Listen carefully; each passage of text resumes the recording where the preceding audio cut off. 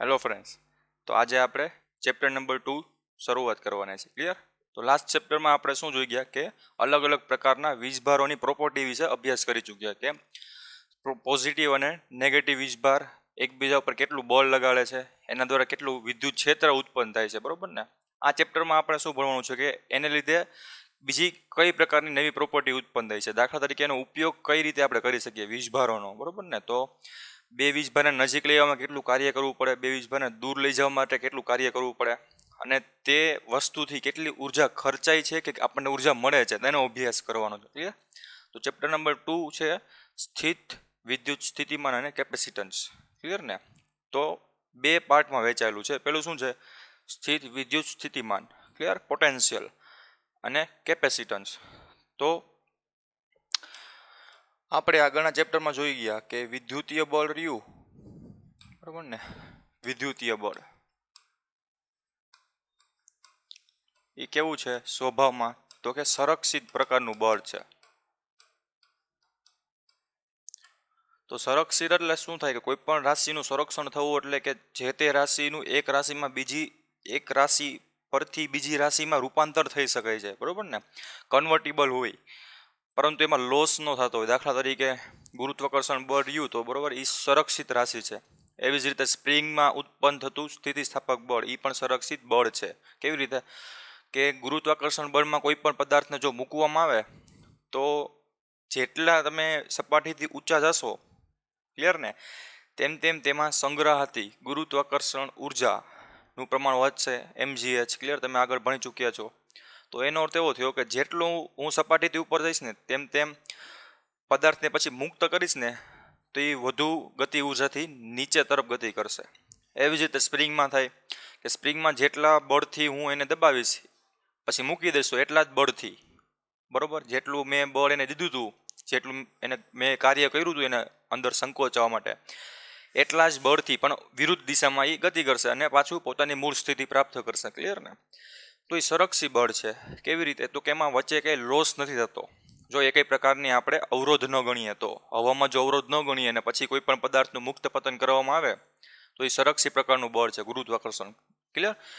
એવી જ રીતે વિદ્યુતીય બળ ને એ પણ સંરક્ષી પ્રકારનું બળ છે. કે વિદ્યુતીય બળ, કોઈ દાખલા તરીકે કોઈ આપણી પાસે પદાર્થ હોય, એક વીજભાર હોય અને એની આજુબાજુ કોઈ બીજા વીજભારને લઈ આવવામાં આવે, ક્લિયર ને, પછી કોઈ પણ હોય, પોઝિટિવ હોય કે નેગેટિવ, તો આપણને ખબર છે કે સજાતીય વીજભાર વચ્ચે અપાકર્ષણ થશે, વિજાતીય વચ્ચે આકર્ષણ થશે.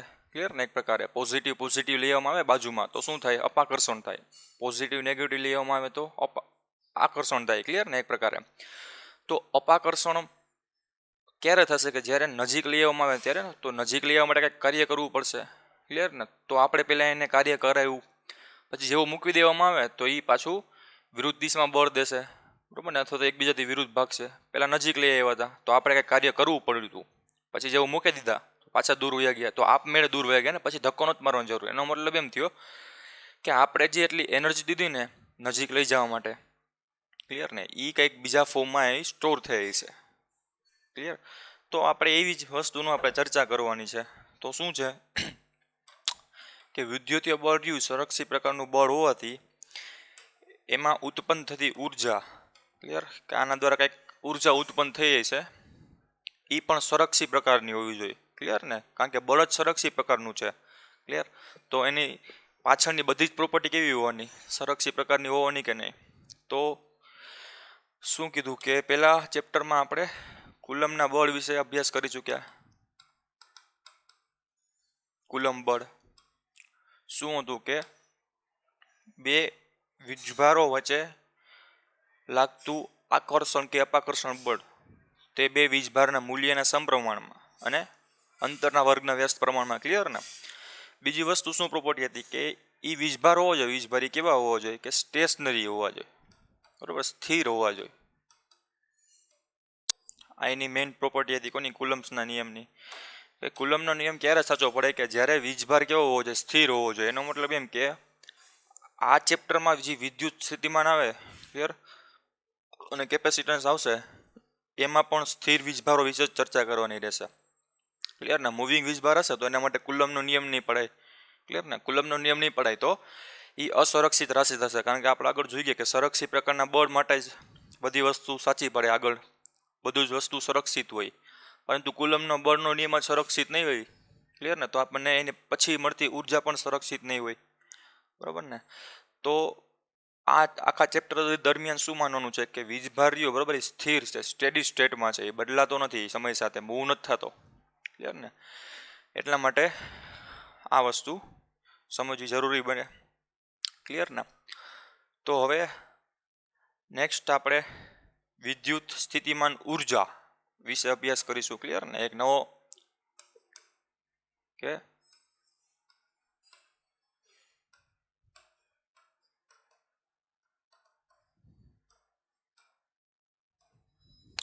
જેને યુ વડે દેખાડે, ક્લિયર ને. તો બેઝિક અભ્યાસ અત્યારે કરવાનો છે, પછી એનું સૂત્ર પછીથી ડિરાઈવ કરવાનું છે, ક્લિયર ને.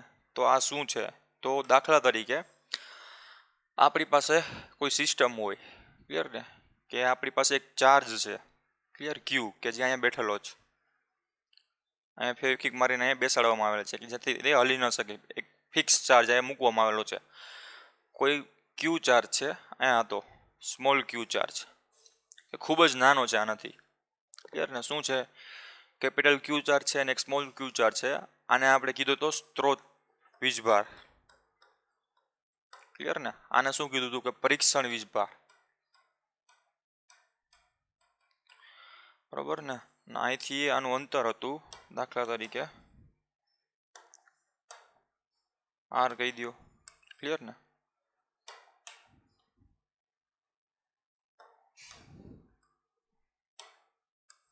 આ અંતર હતું આર, ક્લિયર. તો આપણને ખબર છે કે ક્યુને લીધે અહીંયા કંઈક બળ લાગતું હશે, ક્લિયર ને. હવે માની લો કે ખાલી ક્યુ રહેલો હતો, બરોબર.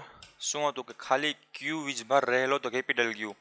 તો ક્યુને લીધે દરેક પોઈન્ટ ઉપર વિદ્યુત ક્ષેત્ર હશે કે નહીં, કઈ બાજુ હશે, તો આ ધન વીજભાર હોય તો રેડિયલી આઉટવર્ડ હોય, બરોબર ને, બહારની દિશા તરફ વિદ્યુત ક્ષેત્રનું મૂલ્ય હોય અથવા દિશા હોય, ક્લિયર ને. હવે જ્યારે આ ક્યુ વીજભારને અચાનકથી ખૂબ જ દૂરના અંતરથી અહીંયા મૂકવામાં આવે તો આપણે કંઈક કાર્ય કરવું પડશે ને, કારણ કે આઈ પોઝિટિવ છે ને આઈ પોઝિટિવ માનવામાં આવે, બરોબર ને. ધારો કે આ પણ કેવો છે, પોઝિટિવ વીજભાર છે અને આઈ પોઝિટિવ વીજભાર છે, ક્લિયર ને. તો ખૂબ દૂરના અંતરેથી અહીંયા લેવામાં આવે, ક્લિયર ને. તો આના ઉપર મારે શું કરવું પડે, ધીમે ધીમે શું થશે કે આના ઉપર અપાકર્ષી બળ વધતું જશે કે નહીં. દાખલા તરીકે પહેલાં ક્યુ વીજભાર અહીંયા નહોતો, ક્લિયર ને, આપણે દૂરથી એને અહીંયા લઈ આવ્યા, ક્લિયર.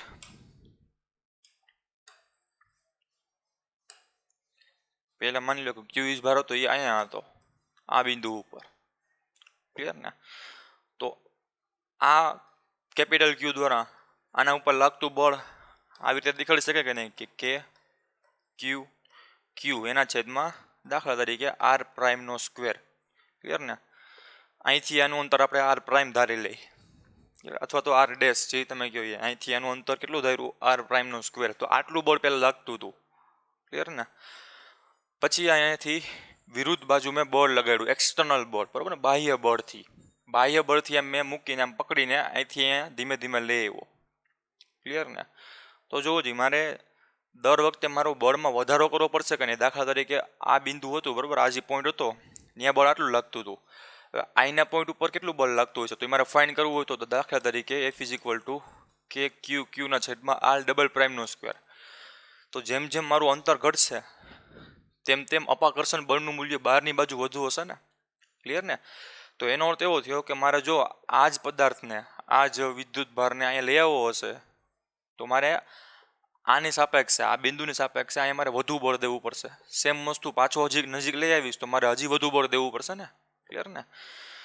તો કહેવાનો અર્થ એમ કે જેમ જેમ આ પદાર્થ જો પેલા સ્થિતિમાં હતો, આમ સ્થિર જ હતો, આ જે વિદ્યુત ભાર હતો, બરોબર, એ પેલા સ્થિર હતો, ક્લિયર. પછી એને અહીંથી મારે આ બિંદુ ઉપર, દાખલા તરીકે આ બિંદુને હું કહી દઉં પી બિંદુ ઉપર લઈ આવવો છે. તો ધીમે ધીમે અપાકર્ષણ બળનું મૂલ્ય વધતું જશે દરેક પોઈન્ટ ઉપર, કારણ કે આપણે નજીક આવી રહ્યા છીએ ક્યુ વીજભારની, બરાબર ને. ક્યુ વીજભાર તો આ સ્થિર છે, અહીંયા ફિક્સ જ છે, આ વેરિયેબલ છે, આપણે આને મૂવ કરી શકીએ છીએ, ક્લિયર ને. તો ધીમે ધીમે મારે શું કરવાનું છે કે આને અહીંયા લઈ આવવો છે, તો મારે બાહ્ય બળ દેવું પડશે, તો દરેક પોઈન્ટ ઉપર મારે બાહ્ય બળ મારે વધારવું જોતું પડશે, બરોબર ને? તો હવે આપણે દિશા નક્કી કરી લઈએ કે ક્યુ વીજભાર, આ કેપિટલ ક્યુ વીજભાર સ્મોલ ક્યુ વીજભારને બહારની બાજુ ક્યુ બળ લગાડે છે, તો કે કુલમ બળ, બરાબર ને? આ બાજુ ક્યુ બળ લગાડે છે કુલમ બળ, બરાબર ને? આવી રીતે ક્લિયર. તો એને આપણે ધન દિશા માની લઈએ, કુલમ બળની દિશા ધન દિશા માની લઈએ, તો એની વિરુદ્ધ દિશા હોય તો એને આપણે ઋણ દિશા માનવી પડે સાઇન કન્વેન્શન મુજબ, બરાબર ને? સાઇન સંજ્ઞા પદ્ધતિ મુજબ. એક બાજુ પોઝિટિવ હોય તો એક બાજુ નેગેટિવ એની જ બાજુ. તો જોવો જેટલું બળ કુલમ બળ આ બાજુ લગાડતું હોય આ દિશામાં, એટલા જ મૂલ્યનું બળ વિરુદ્ધ દિશામાં લગાડવું પડે ને. તો એને મેં શું કીધું? એક્સટર્નલ બળ, બરાબર? બાહ્ય બળ. આવી રીતે. તો ફેર ક્યાંય છે દિશામાં? તો દિશા અહીંયા કેવી આવશે? માઇનસ આવશે. ક્લિયર ને? તો આ જ આપણે જોવાનું હતું કે કોઈ પણ જો સ્થિર પદાર્થ હોય, ક્લિયર, તો આ જે હતો એ કુલમ બળ હતું, અને અહીંયા મેં આ બાજુ દેવામાં આવશે એ છે આપણું એફ એક્સટર્નલ બળ, બરાબર ને? કઈ દિશામાં? નેગેટિવ દિશામાં. ક્લિયર. દરેક પોઈન્ટ માટે મારે એક્સટર્નલ બળનું મૂલ્ય વધારતું જતું પડશે. બીજી વસ્તુ શું થાય કે જો આ સ્થિર હતો એટલા માટે દરેક પોઈન્ટ ઉપર આ સ્થિર જ રહે. ક્લિયર ને? આમાં ન્યૂટનનો ગતિનો પેલો નિયમ પણ લાગુ પડશે. કેવી રીતે? કે આ પદાર્થ પહેલાં સ્થિર હતો, ક્લિયર ને? જેવો આના નજીક લઈ આવ્યો તો મેં શું બાહ્ય બળ દીધું, પણ બાહ્ય બળથી ગતિ કરશે, કારણ કે એફ બરાબર એમ એ થાય ને. એફ બરાબર શું થાય? એમ ટાઈમ્સ એ. ક્લિયર ને? એફ એક્સટર્નલ આપણે આટલું બળ દીધું, કઈ દિશામાં? વિરુદ્ધ દિશામાં. તો આને ગતિ કરવી પડશે.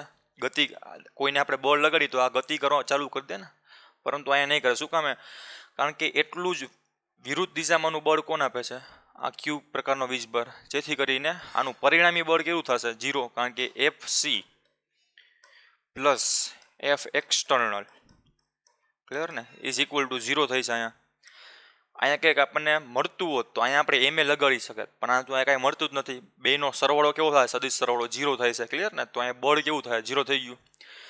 તો અહીં ન્યૂટનનો ગતિનો પેલો નિયમ લાગે કે નહીં, કે જો પદાર્થ સ્થિર સ્થિતિમાં હોય ને પહેલેથી જ, તો ગમે તે પોઈન્ટ ઉપર તમે ખસડશો ને પછી આમ પકડીને રાખશો ને તો એ સ્થિર સ્થિતિમાં જ રહે. પરંતુ પદાર્થ જો ઓલરેડી ગતિમાનમાં જ હોય, અહીંયા કેમ સ્થિર સ્થિતિમાં હતો, પરંતુ હવે એવો વીજભાર લેવામાં આવ્યો કે જે ગતિમાં હતો, પછી એને આ બિંદુથી આ બિંદુ તરફ લઈ જવો હોય તો મારે શું કરવું પડશે? તો એ જ વસ્તુ થશે કે નહીં, કે જેમ જેમ પદાર્થ જો ખાલી હું એક્સટર્નલ બળ નહીં આપું, એક પ્રકારનું બહારનું બળ આપીશ નહીં. ક્લિયર ને? અને આ ભાઈ હતા, બરોબર, એ નજીક આવતા હતા આવી રીતે આમ નજીક, કારણ કે એની પાસે કંઈક ઝડપ હતી વી જેટલી. ક્લિયર ને? વી જેટલી ઝડપ હતી. કોની દિશામાં? પ્લસ ક્યુની દિશામાં. તો ધીમે ધીમે એની ઝડપ ઘટતી જશે અને એક ટાઈમ એવો છે કે અહીંયા આવીને સ્ટોપ થઈ જશે. પાછા અપાકર્ષણ બળને કારણે પાછો આમ વયો જશે, રિટર્ન થઈ જશે, બરોબર ને? શું થશે કે ધીમે ધીમે આવી રીતે આવશે, આમ અપાકર્ષણ બળની અસર એટલે પાછો આમ વહી જશે.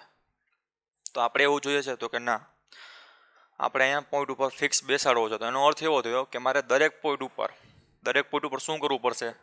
આના જેટલું જ બળ આપવું પડશે ને, કુલમ બળ જેટલું જ બળ આપવું પડશે વિરુદ્ધ દિશામાં. તો એનો અર્થ એવો થયો કે આની ગતિ જેટલી હોય ને એટલી જ આ પોઈન્ટ ઉપર હશે કે નહીં, કારણ કે શું થશે કે ક્યુ નામનો વીજભાર, સ્મોલ ક્યુ નામના વીજભારને બહારની બાજુ એફસી બળ લગાડતો હશે, જ્યારે સ્મોલ ક્યુ વીજભાર રહ્યો એની પાસે ઓલરેડી આ દિશામાં વેગ હતો કે નહીં, બરોબર ને?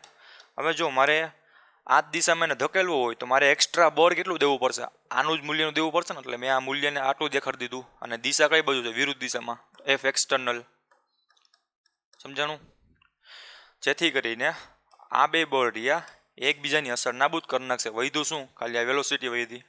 ક્લિયર ને? તો એનો અર્થ એવો થયો કે જો કોઈ પણ પદાર્થ પોતાની મૂળ ગતિમાં હોય તો એ પોતાની મૂળ ગતિ ચાલુ રાખશે. ક્યાં સુધી? કે જ્યાં સુધી આપણે ચાલુ ન રાખીએ ત્યાં સુધી, બરાબર? અહીંયા આવીને ઊભી રાખવું હોય, અહીંયા આવીને ઊભા રાખવો હોય પદાર્થને, તો મારે આ ગતિની વિરુદ્ધ દિશામાંનું એક્સ્ટ્રા બળ દેવું પડે. ક્લિયર ને? એ આપણે પછીની વાત છે. અત્યારે આપણું આટલો સમજી લઈએ. ક્લિયર ને?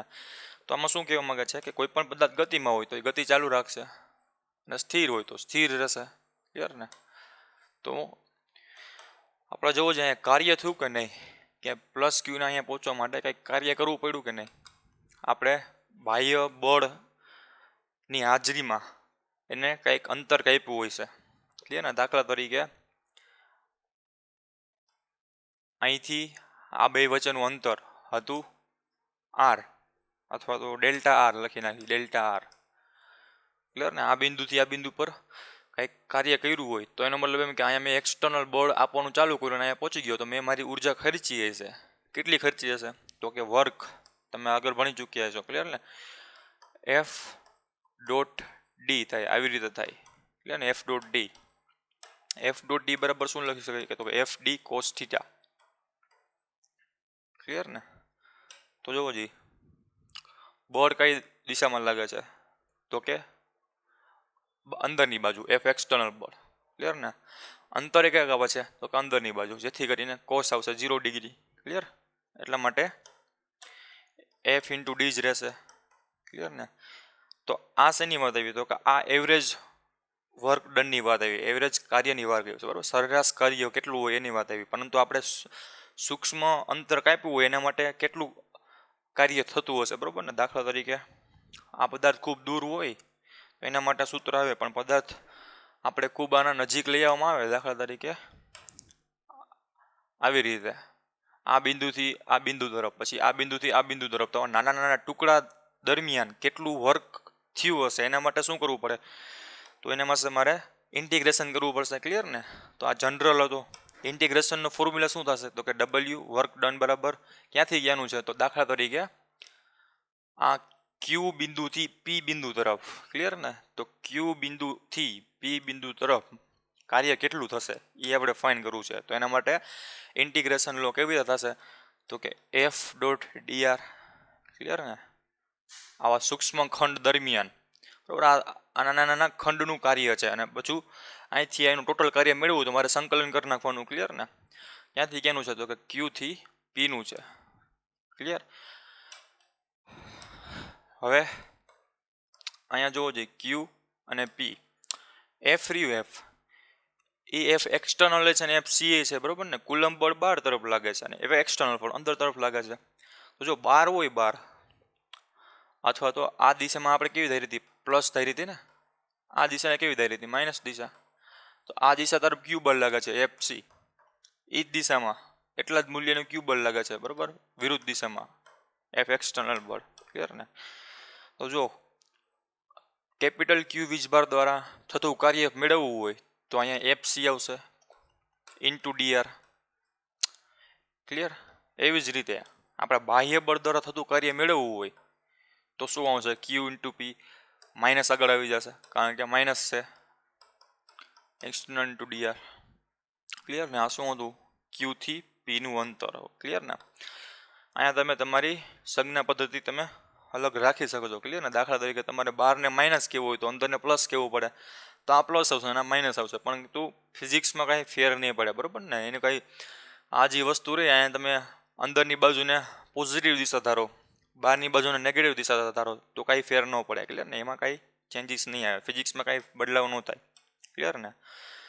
તો આ શું દેખાડશે કે એફ ક્યુ પી દ્વારા આટલું વર્ક ડન થયું હોય છે, બરાબર ને. એક્સટર્નલ બળ દ્વારા, આપણે બાહ્ય બળ દ્વારા આપણે આટલું કાર્ય કરવું પડે, એટલું જ કાર્ય કોણ કરે છે એફ સી, કઈ દિશામાં વિરુદ્ધ દિશામાં. મીન્સ કે આપણને રોકવામાં છે ને આટલી ઉર્જા ખર્ચાઈ જાય છે, કોની કેપિટલ ક્યુની સ્ત્રોત વીજભારની. જ્યારે આપણે બાહ્ય બળ દ્વારા આપણે એને આગળ લઈ જવામાં આપણી ઉર્જા ખર્ચાઈ જાય છે, બરાબર ને. બાહ્ય બળ દ્વારા થતું કાર્ય છે અને આ કેપિટલ ક્યુ દ્વારા થતું કાર્ય છે, ક્લિયર ને. તો આ કાર્ય જાય ક્યાં, દાખલા તરીકે આપણે ક્યુ વીજભાર, સ્મોલ ક્યુ વીજભાર ઉપર આટલું કાર્ય તો કરી નાખ્યું, ક્લિયર ને. તો આપણે બળ કેવું હશે, આપણું બળ ક્યુ સંરક્ષી પ્રકારનું છે, ક્લિયર ને. તો જો કેપિટલ ક્યુ હતો, કેપિટલ ક્યુ એ આને બરાબર અહીંથી અહીંયા લઈ જવામાં શું કરતો હોય છે, વિરોધ કરતો હશે કે નહીં, ક્લિયર ને. આ બિંદુથી આ બિંદુ તરફ આવવું હોય છે તો વિરોધ કરતો હશે, છતાં પણ આપણે એને લઈ આવી છીએ. તો એનો અર્થ એવો થયો કે આ પોતાની ઉર્જા ગુમાવી રહ્યો છે ને આના ઉપર કાર્ય કરીને. તો ઉર્જા ગુમાવે છે તો કંઈક ઉર્જા સ્ટોર થવી જોઈએ ને, કારણ કે આપણે જોઈ ગયા કે સંરક્ષી પ્રકારની ઉર્જા હોય તો એ શું થવું જોઈએ કે જેટલી ખર્ચાની હોય ને એટલી આપણને પાછી મળવી જોઈએ, તો જ એને સંરક્ષી પ્રકારનું બળ કહેવાય. ભલે એકબીજામાંથી ટ્રાન્સફોર્મ થઈ શકે, બરાબર ને, એક ઉર્જામાંથી બીજી ઉર્જામાં રૂપાંતર થઈ શકે દાખલા તરીકે, પરંતુ એ માની લો કે અને આ કાર્યમાં ઉર્જા ખર્ચી હોય તો આપણને બીજી ઉર્જામાં ફોર્મમાં મળી, દાખલા તરીકે હીટ ઉર્જામાં મળી, તો એ હીટ ઉર્જામાં મળવી જોઈએ ને પાછી 100%, ક્લિયર ને? તો એવી જ રીતે આના ઉપર કાર્ય કર્યું વિરુદ્ધ દિશામાં, અને ઉપર આમ વિરુદ્ધ દિશામાં ધક્કો મારવા માટે કાર્ય તો કર્યું, પણ એ કાર્ય કેમાં ટ્રાન્સફોર્મ થયું હશે, ક્લિયર ને? તો એ કાર્ય રહ્યું ને આને સ્થિતિ ઉર્જામાં ટ્રાન્સફોર્મ થઈ ગયું હોય છે. એટલે સ્થિતિ ઉર્જા એટલે કે અહીંયા ઊભી રાખવા માટે, આ પદાર્થને અહીંયા સ્થિર રાખવા માટે એનું કાર્ય ખર્ચાઈ ગયું હોય છે. તો આમાં શું કર્યું કે આપણે અહીંથી આને ઉપાડીને અથવા તો આમ ધક્કો મારીને અહીંયા લઈ ગયા, તો જે આપણું બળ હતું ને, ક્લિયર, એ આના બળને ઓપોઝ કરવા માટે ખર્ચાઈ ગયું, ક્લિયર ને? બીજી વસ્તુ શું કર્યું કે આને પણ પોતાની ઉર્જા ગુમાવી ને, તો આ ઉર્જા ક્યાં ગઈ? આપણી ઉર્જા તો અહીંયા આવવામાં ખર્ચાઈ ગઈ, ક્લિયર ને?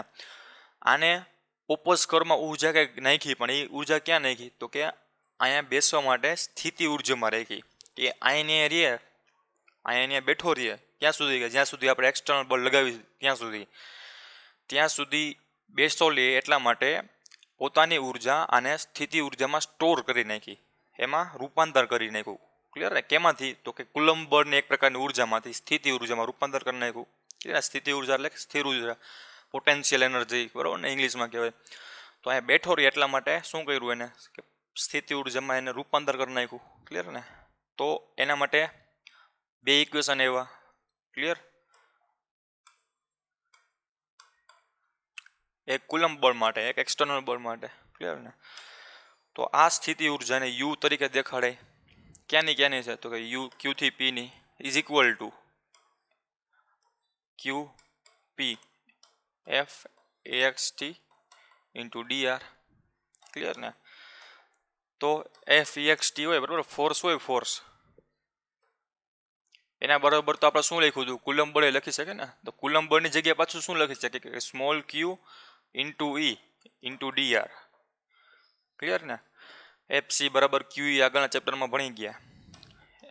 તો આ આપણું ઇક્વેશન આવી ગયું. કોના માટેનું? તો કે કોઈ પણ સ્મોલ ક્યુ વીજભારમાં સ્ટોર થતી ઉર્જા ને કહેવાય, શું કહેવાય? સ્થિતિ ઉર્જા, સંગ્રહિત ઉર્જા, ક્લિયર ને? જે તમે કહો એ પોટેન્શિયલ એનર્જી. ક્યુપી ક્યુ બહાર નીકળી ગયો, એ ઇન્ટુ ડીઆર, આ વસ્તુ ક્લિયર? હવે શું કર્યું? હવે મેં બે બાજુ છે ને ડેરિવેશન લઈ લીધું, બરાબર ને? ડેરિવેશન એટલે કે વિકલન લઈ લીધું. તો વિકલન કરશો એટલે શું થશે? કે બે બાજુ ડી બાય અથવા તો ખાલી ડી બાય ડીએક્સ કરશો, તો ડી બાય ડીઆર કરશો, તો અહીંયા શું આવશે? તમારે પાસે માની લો કે ડેલ્ટા યુ એવો, બરાબર, ડિફરન્સ તફાવત લઈ લીધો ક્યુ બિંદુ અને પી બિંદુ વચ્ચેનો. તો જો આપણને ખબર છે કે ડેરિવેશન અને ઇન્ટિગ્રેશન રહ્યું, બરાબર, એકબીજાની વિરુદ્ધ પ્રોસેસ છે. વિકલન અને સંકલન રહ્યું એકબીજાની વિરુદ્ધ પ્રોસેસ છે, ક્લિયર ને? તો અહીંયા હું વિકલન કરીશ ને, દાખલા તરીકે આને હું અંદર જ રાખું આમ નામ, બરાબર ને, અને પછી વિકલન કરી નાખવાનું આ સમીકરણનું, તો વિકલન હારે સંકલનની ઇફેક્ટ કેન્સલ થઈ જશે, બરાબર ને? અહીંયા આપણને શું મળશે? તો કે જે તે બિંદુ વચ્ચેની ઉર્જા મળશે. ક્યાંથી ક્યાંની? તો કે પી માઇનસ ક્યુ, બરાબર ને? અથવા તો આ શું છે? બીજી ભાષામાં કહેવાય કે વર્ક ડન, બરાબર ને? આપણે કીધું ને કે કાર્ય જોયું ને, કાર્ય જેટલું કાર્ય કરવું પડે ને કોઈ પણ એક દ્વારા, આપણા દ્વારા કેટલું કાર્ય ગુમાવાય છે ને એના દ્વારા કેટલું કાર્ય સ્ટોર થાય છે, ક્લિયર ને? કે આપણા બાહ્ય બળ દ્વારા કેટલું કાર્ય એમાં ગુમાવાય છે. આપણા બાહ્ય બળ દ્વારા જે બળ લગાડવામાં આવે છે એ કાંઈક કાર્ય કરશે જેથી કરીને આપણી ઉર્જા ગુમાવાય છે, ક્લિયર ને? અથવા તો બીજી ભાષામાં શું કહેવાય કે સ્મોલ ક્યુ અથવા સોરી કેપિટલ ક્યુ રહ્યો એ વીજભાર એ સ્મોલ ક્યુ વીજભાર ઉપર અપાકર્ષી પ્રકારનું બળ એને વિરુદ્ધ દિશામાં લગાડવામાં પોતાની ઉર્જા ક્યાંક સ્ટોર કરે છે, ક્લિયર ને? તો બાહ્ય બળ દ્વારા ઉર્જા ગુમાવાય, અથવા બીજી ભાષામાં સ્ત્રોત વીજભાર કેપિટલ ક્યુ દ્વારા ઉર્જા શું કરે? સ્ટોર થાય, બરાબર ને? તો એ જ વસ્તુ છે, એને વર્ક ડન કહેવાય. એ વર્ક ડનને શું કહેવાય? આપણે સ્થિતિ ઉર્જા કહી લીધી, ક્લિયર ને? તો ડબલ્યુ પી માઇનસ ડબલ્યુ ક્યુ આ પ્રમાણે પણ લખી શકો. તો આ શું કહે છે કે જેટલી સ્થિતિ ઉર્જા ક્યુ બિંદુ ઉપર હતી, કોની? સ્મોલ ક્યુની, ક્લિયર ને? જેટલી સ્થિતિ ઉર્જા પહેલાં અહીંયા હતી અને પછી સ્થિતિ ઉર્જા જેટલી અહીંયા રહે છે એટલું આપણે બેના તફાવત જેટલું આપણે વર્ક ડન કરવું પડે. એનો મતલબ એમ કે અહીંયા બિંદુ ઉપર આપણે પકડી રાખવા માટે આ બધી આ જે સ્મોલ ક્યુ ચાર્જ હતો એને આ બિંદુ ઉપર જકડી રાખવા માટે મારે પહેલાં કંઈક બળ દેવું પડતું હતું. દાખલા તરીકે એફસી હતું. આ બળ દ્વારા જેટલું કાર્ય થતું હતું ને દરેક સેકન્ડે એને મેં શું કહી દીધું, ડબલ્યુ ક્યુ. ક્લિયર ને? આ ક્યુ પોઈન્ટ હતો આવડો. હવે આટલું કાર્ય મારે દર સેકન્ડે કરવું પડતું હતું. શું કામ? કારણ કે મારે એટલું બળ કન્ટિન્યુઅસ અને દેવું પડતું હતું ને અહીંયા ઊભો રાખવો હોય તો. હવે ધીમે ધીમે હું અહીંયા લઈ આવ્યો અને આ બિંદુ ઉપર ઊભો રાખી દીધો. ક્લિયર ને? તો આ બિંદુ ઉપર મારે દરેક સેકન્ડે આટલું બળ દેવું પડતું હતું, આટલું કાર્ય કરવું પડતું હતું. તો આ બિંદુ પાસે કેટલું કરવું પડે? તો કે WP જેટલું, બરાબર, દરેક સેકન્ડે. ક્લિયર? તો હવે આ જર્ની દરમિયાન, આ સફર દરમિયાન મારે ઉર્જા કેટલી ખર્ચવી પડી છે? તો કે મારે દરેક સેકન્ડે અહીંયા જેટલું દેવું પડતું હતું એટલું માઇનસ આટલું, અથવા તો આ માઇનસ આ બે સમાન જ છે. કેવી રીતે? જો તમે WP માઇનસ W કરશો, W આ પોઈન્ટ કાર્ય ઉર્જા માઇનસ આ પોઈન્ટની કાર્ય ઉર્જા, તો આપણને શું મળશે કે બાહ્ય બળ દ્વારા કેટલી ઉર્જા ગુમાવાય છે ને એ WQ માઇનસ WP કરશો તો કેટલી ઉર્જા સ્ટોર થાય છે, બરાબર, આ સ્ત્રોત વીજભાર દ્વારા. કારણ કે આપણે આગળ જોઈએ કે સંરક્ષિત પ્રકારનું બળ છે, એક ગુમાવતી હોય તો એક મેળવતી હોય, બરાબર ને? ગુરુત્વાકર્ષણ બળ હોય આવી રીતે મૂકી દઉં તો પહેલાં મારે ઊંચું આમ કરવું પડશે ને, અહીંથી નીચેથી જમીનથી મારે ઊંચી આમ લઈ આવવી પડે બોલપેનને. ક્લિયર ને? તો મારે પોતાની ઉર્જા દ્વારા આને ગુરુત્વાકર્ષણ બળ વિરુદ્ધ મારે કાર્ય કરવું પડશે ને, કારણ કે ગુરુત્વાકર્ષણ બળ નીચે લાગે છે, હું એને ઉપર લઈ જાઉં છું ને. તો મારી ઉર્જા ક્યાંક ખર્ચાણી હોય ને, મારી ઉર્જા ક્યાંક કેમાં ટ્રાન્સફોર્મ થઈ હોય, તો કેમાં ટ્રાન્સફોર્મ થઈ છે? તો કે એની સ્થિતિ ઉર્જામાં. તો સેમ વસ્તુ અહીંયા ક્યાંક થઈ છે કે અહીંથી અહીંયા પહેલાં લઈ જવું હોય અથવા અહીંથી અહીંયા લઈ આવવું હોય છે, બરાબર, કોઈ પણ વસ્તુ અહીંથી આમ જવું હોય કે અહીંથી આમ જવું હોય. ક્લિયર ને? એ પછી કેવો વીજભાર છે એ ઉપર આધાર રાખશે, પરંતુ અત્યારે શું છે, બે પોઝિટિવ છે, અહીંથી અહીંયા લઈ જવો છે. ક્લિયર ને? તો આ નીચેથી અહીંથી ઉપર લઈ જવો છે દાખલા તરીકે, તો મારે ઉર્જા ગુમાવવી પડશે ને. તો ઉર્જા ગુમાવવી, કેટલી ઉર્જા ગુમાવવી પડશે? તો કે આ બિંદુ ઉપર કેટલું ગુરુત્વાકર્ષણ સ્થિતિમાન હતું, બરાબર. ગુરુત્વાકર્ષણની વાત કરતા હોય તો આપણે કેવી રીતે માપીએ કે આ બિંદુ ઉપર પહેલાં ઓલરેડી પડેલો હતો ને, તો નીચે તો ગુરુત્વાકર્ષણ બળ લાગે જ છે ને. તો મેં જોવું છે પકડી રાખ્યો છે, તો મારે દરેક સેકન્ડ દીઠ આને ઉર્જા મારે આને દેવી પડે છે ને, નકર તો આ પડી જાય. હું મૂકી દઈશ જેવી ઉર્જા દેવાનું તો આ પડી જશે. એવી જ રીતે આને હું મૂકી દઈશ આમ, તો આ પાછું આમ વયો જશે. કોના કારણે? આના અપાકર્ષણ બળને કારણે. ક્લિયર ને? એટલા માટે આને મારે કન્ટિન્યુઅસ ઉર્જા દેવી પડે હતી. કેટલી? તો કે WQ. હવે હું આને ઉપર લઈ ગયો અહીંયા, તો મારે ઉર્જાનું પ્રમાણ વધુ પડ્યું ને, વધારે દેવું પડ્યું. અને બીજી વસ્તુ શું થઈ કે જેમ જેમ હું ઉપર લઈ ગયો એમ મારે દરેક સેકન્ડે એક્સ્ટ્રા ઉર્જા દેવી પડી. શું કામે? કારણ કે મારું અંતર વધતું જાય છે, તો સ્થિતિ ઉર્જા પણ વધતી જશે ને. મારે આને ઉપર લઈ જવા માટે કંઈક કાર્ય કરવું પડશે. તો કેટલું કાર્ય કરવું પડશે? તો કે આ બિંદુએ મારે કંઈક વધારાની ઉર્જા દરેક સેકન્ડે દેવી પડશે. તો એ કેટલી હતી? WP. તો મારે અહીંથી આ દરમિયાન કેટલી ઉર્જા ગુમાવી છે અથવા કેટલી ઉર્જા મેળવી છે એનો કોનો પર આધાર રાખશે? તો કે આ પદાર્થ ઉપરથી નીચે ગયો છે કે નીચેથી ઉપર ગયો છે એના ઉપર આધાર રાખશે, બરાબર ને? તો એનો અર્થ એવો થયો કે મારે એમાં ઉર્જા ગુમાવવી પડતી હશે. ક્યાંથી ક્યાંની? તો કે આ પોઈન્ટથી આ પોઈન્ટની. તો મારે અહીંથી અહીંયા આવવા માટે ઉર્જા ગુમાવવી પડતી હશે. કેટલી? WP માઇનસ WQ જેટલી. હવે હું પાછો આ પોઈન્ટથી મૂકી દઈશ તો મને એટલી જ ઉર્જા પાછી મળી જશે. ક્લિયર ને? તો અહીંથી હું મૂકી દઈશ તો પાછી મને WQ માઇનસ WP જેટલી જ ઉર્જા મને મળી જશે ગતિ ઉર્જા તરીકે, બરાબર ને? આ સ્થિતિ ઉર્જા હતી, આ ગતિ ઉર્જા થઈ ગઈ, બે સમાન કેસ થઈ ગયા. ક્લિયર ને? તો આ પ્રમાણે તમારે સ્થિતિ ઉર્જા લખવાની હોય છે. ક્લિયર ને? તો શું હતું કે વિદ્યુત સ્થિતિ ઉર્જા, આ તો શું હતું કે આ વિદ્યુત સ્થિતિ ઉર્જા એવી એ કોના ઉપર આધાર રાખે છે? જોવો જોઈએ કે ખાલી પ્રારંભિક પોઈન્ટ અને અંતિમ પોઈન્ટ ઉપર, બરાબર ને? પ્રારંભિક પોઈન્ટ અને અંતિમ પોઈન્ટ ઉપર જ આધાર રાખશે. દાખલા તરીકે તમે કોઈ પણ પ્રકારનો પાથ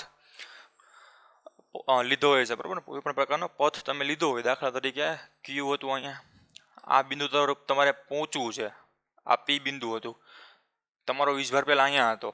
હવે તમે અહીંથી ડાયરેક્ટ સીધા આવો તો પણ ભલે, અહીંથી આમ કરીને આમ ઘૂમીને આવો તો પણ ભલે, બરાબર ને? આવી રીતે આમ ઝીગઝેગમાં આવો તો પણ ભલે. તમારે ટોટલ ઉર્જા ગુમાવવી પડશે ને એ આટલી જ હશે, બેને તફાવત જેટલી જ હશે. કે અહીંયા કેટલી ઉર્જા રહેલી છે તો કે UQ, અને અહીંયા કેટલી ઉર્જા છે, બરાબર ને? એ બેને તફાવત જેટલી.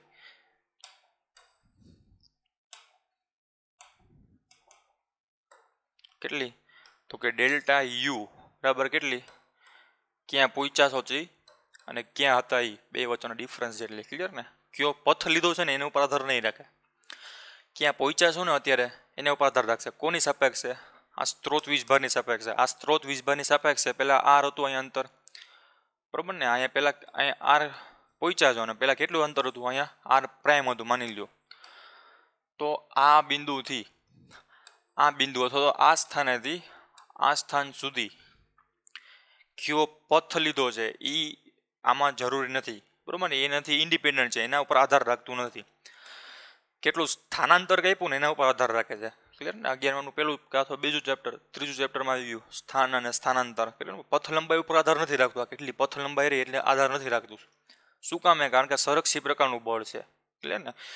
જો વિદ્યુત સ્થિતિમાન ઉર્જા કેટલી સ્ટોર થઈ છે એ પથ લંબાઈ ઉપર આધાર રાખતી હોત ને તો જો આ પદાર્થ માટે આ જે પથ રહ્યો એના માટે તમારે વધુ ઉર્જા ખર્ચવી પડે, આ પથ રહ્યો એના માટે ઓછી ઉર્જા ખર્ચવી પડે આના માટે, આ સીધો પથ રહ્યો ને એનામાં સૌથી ઓછી ઉર્જા ખર્ચવી પડે. ક્લિયર ને? તો એનો અર્થ એવો થયો કે ક્યાંક તમારે સિસ્ટમમાં ડિસિપેટિવ ફોર્સ હોવું જોઈએ, બરાબર ને? એક પ્રકારે પાવરનો લોસ થાય ને એવું ફોર્સ હોવું જોઈએ, બળ હોવું જોઈએ. દાખલા તરીકે ગુરુત્વાકર્ષણ બળની જ આપણે વાત કરી લઈએ તો આપણે શું જોયું કે ગુરુત્વાકર્ષણ બળ પર એક સંરક્ષી પ્રકારનું જ બળ છે. તો વેલિડ ક્યાં રહે કે જ્યારે હવા ન હોય ત્યારે આમાં હવાના અણુ જેવા આવશે ને પછી મૂકીશ ને તો આની ગતિ અવરોધ છે.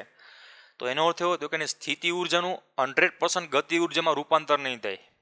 એ પોતાની થોડીક ઉર્જા હવાના અણુને ખસેડવામાં કાઢી નાખશે, બરાબર ને? કે હીટ લોસ અથવા તો પાવર લોસ જે કયો એ, બરાબર ને? તો એનર્જીનો લોસ થશે, એનર્જી ગુમાવશે. કેમાં? ગરમી ઉર્જામાં, બરાબર ને? આજુબાજુના અણુને ગરમ કરશે. બીજી વસ્તુ, હવાના અણુને ઉર્જા આપતી દરમિયાન એમાં સાઉન્ડ ઉત્પન્ન કરશે, બરાબર ને? આમ કેમ અવાજ આવશે? ઓલી લાકડીથી આમ તમે ફેરવો છો, લાંબી લાકડી હોય તો કાનમાં આમ સુમ સુમ કરતો અવાજ આવે. ક્લિયર ને? તો એક પ્રકારે ઉર્જાનો લોસ થાય છે. ક્યારે? કે જ્યારે આપણું બળ સંરક્ષી ન હોય ત્યારે એમાં અલગ પ્રકારના અવરોધક બળ હોય. તો આ વસ્તુ ક્યારે પોસિબલ બને કે જ્યારે તમારી પાસે અવરોધક બળ હશે ને ત્યારે તમારું આ ઇક્વેશન રહ્યું એ ખોટું પડશે. શું કામ? કારણ કે અસંરક્ષિત બળ છે. આ ઇક્વેશન ક્યારે સાચું પડે? કે જ્યારે તમારે અવરોધક બળ ન હોય ત્યારે. તો અવરોધક બળ ન હોય તો ત્યારે ગમે તે પથ લેશો. ક્લિયર ને? આ પથ દરમિયાન ખર્ચાતી ઉર્જા હંમેશા આટલી જશે, આનાથી વધુ નહીં હોય, આનાથી ઓછી પણ નહીં હોય. ક્લિયર ને? દરેક પથ દરમિયાન. શું કામ? કારણ કે જો અહીંથી સીધા જશો તો આપણને ખબર છે કે કુલમ બળ રહ્યું, બરાબર, એ આમ જ લાગે છે, વિરુદ્ધ બાજુ જ લાગે છે. ક્લિયર ને? હવે આપણે વિચાર કરી લઈએ કે કેવી રીતે. હવે જો આ પથ લેશો, આવડો આ પથ. ક્લિયર? તો હવે શું થશે કે આમાં જોવો છીએ દરેક પોઈન્ટ ઉપર કુલમ બળ આ બાજુ હશે કે નહીં? ક્લિયર ને? અહીંયા કુલમ બળના કમ્પોનન્ટ પડશે, બે ઘટક પડશે, એક્સ અને વાય. ક્લિયર ને? તો આપણને ખબર છે કે કમ્પોનન્ટ પડે, ઘટક પડે. દાખલા તરીકે આ પદાર્થ ઉપર હું એમ સીધું આમ બળ લગાડું તો આમ જ જશે, પણ ક્રોસમાં લગાડીશ તો તને બે ઘટક પડશે ને, એક નીચેની બાજુ ને ક્રોસમાં, બરાબર ને? જેથી કરીને આપણને ફાયદો થશે કે પદાર્થ નીચે પણ જશે અને આગળ પણ જશે. તો જો કોઈ પણ પદાર્થને નીચે ખસેડવો હોય અને આગળ પણ ખસેડવો હોય તો મારે આ પ્રકારનું બળ ન દેવાનું હોય, ક્રોસમાં દેવું પડે. તો સેમ વસ્તુ આમાં થશે. ક્લિયર ને? તો આ જે ક્યુ હતો એને નજીક લઈ જવા માટે વધુ ફાયદો થશે, જેથી કરીને એકબીજાના બળના ઘટકો કેન્સલ આઉટ કરશે. ક્લિયર ને? તો આ પ્રમાણે આ જે વસ્તુ રહી, બરાબર, વર્ક ડન હતું એ પથ ઉપર આધાર રાખશે નહીં. તો જો કાર્ય પથ ઉપર નહીં આધાર રાખે તો એમાં સંગ્રહિત સ્થિતિ ઉર્જા પણ પથ ઉપર નહીં આધાર રાખે. ક્લિયર ને? તો આજે આટલું સુધી રાખીએ. Thank you.